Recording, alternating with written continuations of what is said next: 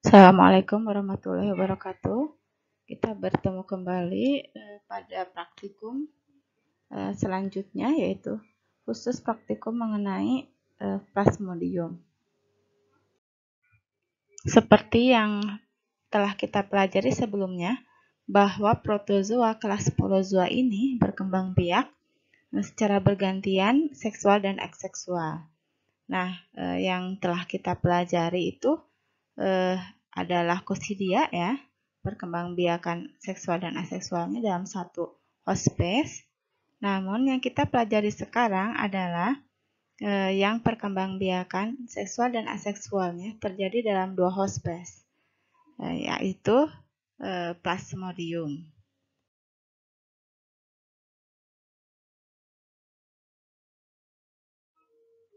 Untuk mempelajari plasmodium ini, saya akan agak panjang lebar ya menerangkan dari awal, karena seharusnya ini pada teori, namun saya ingin memberikan penekanan kembali ya mengenai plasmodium karena harus dipahami dengan benar.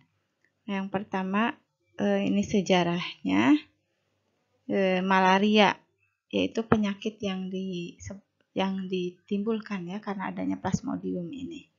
Nah, dulu malaria ini wabahnya itu di sekitar kota Roma ya, karena terjadinya di sekitar rawa, maka ini disebutlah malaria.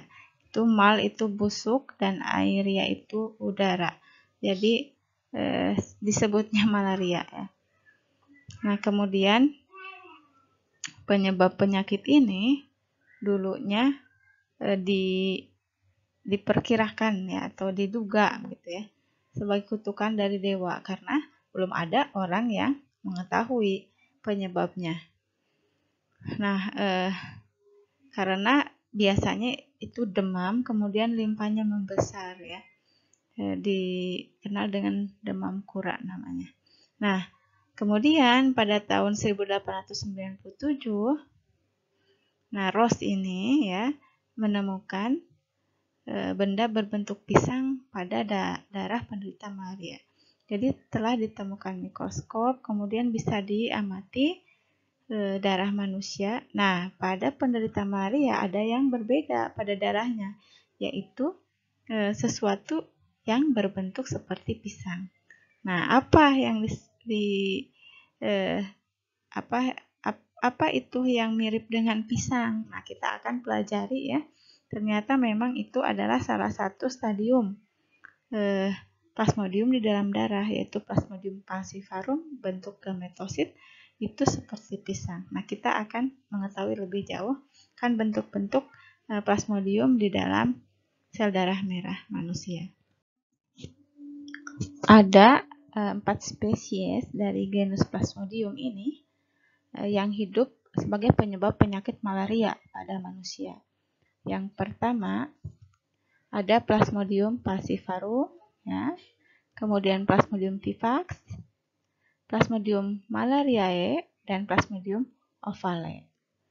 Nah, kemudian ada juga spesies Plasmodium yang lain ya, namun kasusnya masih jarang ya, dan ini ditemukan pada manusia juga, tapi dia berasal dari kera. Ini adalah Plasmodium knowlesi. Oke. Distribusi dan penyebaran penyakit malaria tergantung dari letak wilayah.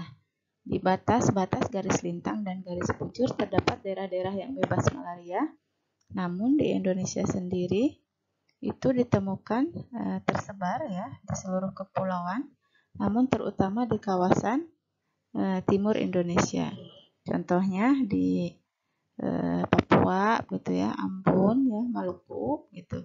Nah, itu adalah kasus-kasus yang terbanyak. Nah, saya pernah bertanya kepada tentara ya yang dikirim, biasanya ada yang dikirim ke daerah Papua ya, kemudian beliau terkena positif ya malaria, dan saya tanya berapa persen tentara yang terkena malaria begitu ya ketika dikirim ke Indonesia Timur itu?